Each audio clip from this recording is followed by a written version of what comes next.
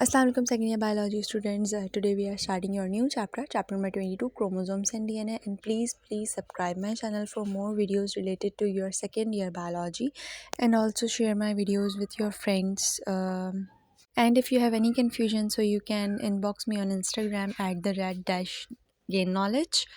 So let's back to the topic.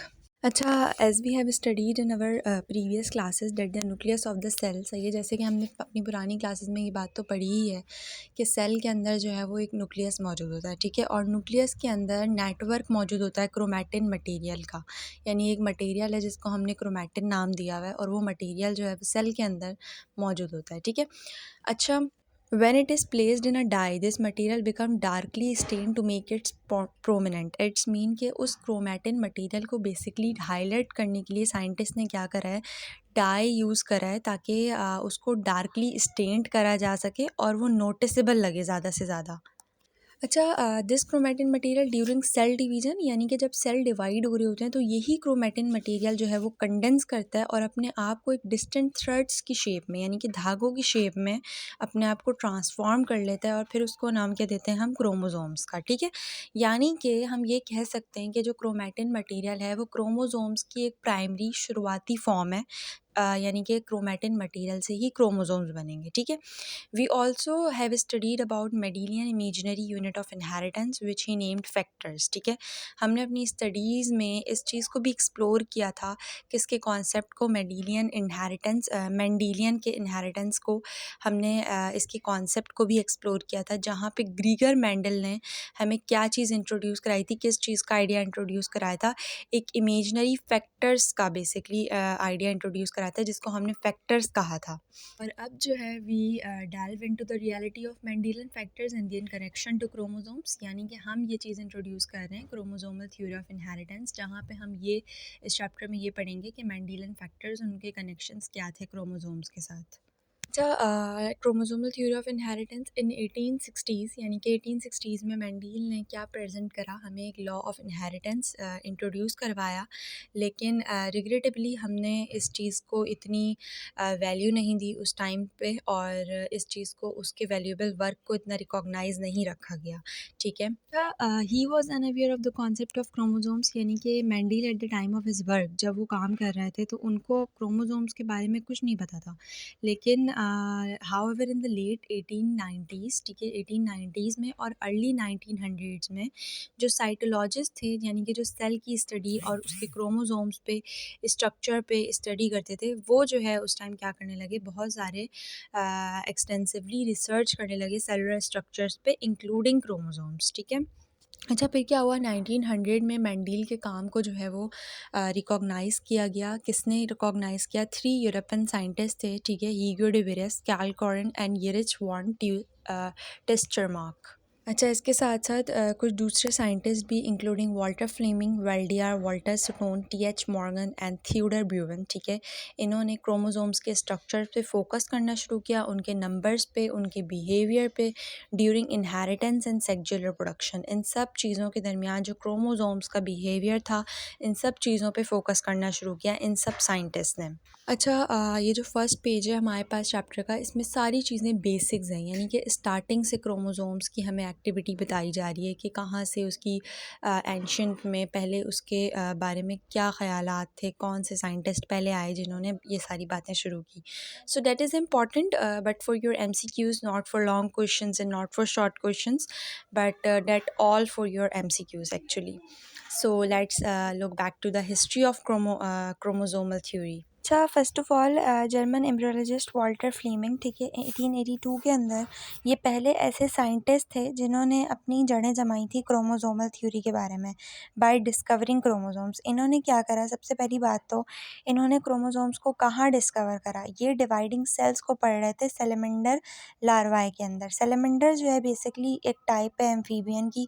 Amphibian जो है वो 4 लिम्ब वर्टिब्रे होते हैं, सही है, और लार्वाए क्या है, एक ऐसी इस तरह समझ लो कि the active immature form of an insect, किसी भी एक्टिव इमेच्योर फॉर्म को हम लार्वाई बोलते हैं। तो सैलेमेंडर के अंदर, लार्वाई के अंदर कुछ डिवाइडिंग सेल्स थे जिनको वॉल्टर फ्लेमिंग जो है वो पढ़ रहे थे, और उसके अंदर उन्होंने कुछ थ्रेड लाइक स्ट्रक्चर्स यानी कि धागों से बने हुए कुछ स्ट्रक्चर्स को नोटिस करा, जिसको उन्होंने क्या नाम दे दिया, क्रोमोसोम्स। ठीक है।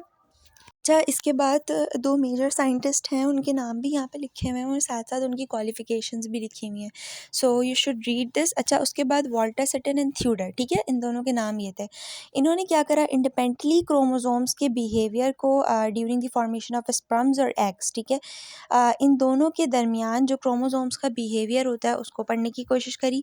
साथ साथ इन्होंने इन रेगुलर बॉडी सेल्स यानी कि जो सोमैटिक सेल्स होते हैं उसमें इन्होंने नोटिस करा कि क्रोमोसोम्स जो है पेयर में मौजूद होते हैं, but during the formation of reproductive cells, यानी कि जब हम रिप्रोडक्टिव सेल्स की फॉर्मेशन की बात करते हैं यानी कि ड्यूरिंग मियोसिस, ठीक है, तो ये पेयर जो है वो सेपरेट हो जाता है। ठीक है, और ये चीज़ इंश्योर करता है कि हर स्पर्म और एग के पास जो है वो सिर्फ एक क्रोमोसोम जाए। ठीक है ना। अच्छा, हाउएवर जो हमारे पास वॉल्टर सटन थे, इन्होंने क्या करा, ग्रास होपर सेल्स को स्टडी करा। ठीक है, ग्रास होपर सेल्स बेसिकली एक ऐसे लार्ज और डाइवर्स ग्रुप इंसेक्ट्स के जो पहले हुआ करते थे, जिनकी कुछ करेक्टरिस्टिक में chewing mouth part, slender bodies या विंग्स थे। ठीक है, और लार्ज पावरफुल हिंड लेग्स थे जंपिंग के लिए ना। तो ये सारी चीज़ें ग्रास होपर्स की हुआ करती थी। तो इन्होंने ग्रास होपर सेल्स को पढ़ा और नोटिस करा कि कैसे क्रोमोसोम्स जो है वो इनके अंदर मियोसिस के दरमियान जो है वो सेपरेट हो जाते हैं। बिल्कुल किस चीज़ से रिसेंबल करते हैं, मेंडल्स के जीन सेग्रीगेट से। ठीक है, अच्छा, जीन सेग्रीगेशन का मतलब सर्टेन ट्रेड्स का सेपरेट होना। ठीक है, ट्रेड्स यानी कि कुछ ऐसे करेक्टरिस्टिक्स, कुछ ऐसे फीचर्स जो हमारे अंदर हमारे पेरेंट्स से आते हैं, जैसे आई कलर, हाइट हो गई, या ability to roll your finger, ये सब रोल योर टंग। ठीक है, ये सारी चीज़ें क्या हैं, हमारी ट्रेड्स के अंदर आती हैं। तो सेग्रीगेशन का मतलब होता है सेपरेशन ऑफ सर्टेन ट्रेड्स या करेक्टरिस्टिक्स। ठीक है, during the formation of reproductive cells, जैसे एग्स हो गए, स्पर्म्स हो गए, जब इनकी फॉर्मेशन हो रही होती है तो ट्रेड्स का चेंज हो जाना, ट्रेड सेपरेट हो जाना। ठीक है, इससे क्या होता है कि ऑफ स्प्रिंग्स जो होते हैं यानी कि जो बच्चे होते हैं वो बेसिकली क्या करते हैं, इनहेरिट करते हैं अपने पेरेंट्स से कुछ डिफरेंट कॉम्बिनेशंस। ठीक है, बोथ पेरेंट्स से डिफरेंट कॉम्बिनेशंस आना, डिफरेंट ट्रेड्स आना। ठीक है, तो ये चीज़ जो है वो सेग्रीगेशन कहलाती है। तो ये किस चीज़ से रिसेंबल्ड कर रहा था, बिल्कुल मेंडल जीन सेग्रीगेट से। ठीक है, 1902 में इन्होंने ये ऑब्जर्वेशन को पब्लिश करा in a paper called the chromosome in heredity, यानी कि वो क्रोमोसोम्स जो हेरिडिटी बेस पर हों, यानी कि हमारे पेरेंट्स से जो हमारे अंदर आ रहे हैं उन बेस पे हों। अच्छा, सिमिलर फाइंडिंग्स वर कंफर्म बाय टी बोवरी, यानी कि उसी टाइम एक साइंटिस्ट थे जिनका नाम टी बोवरी था।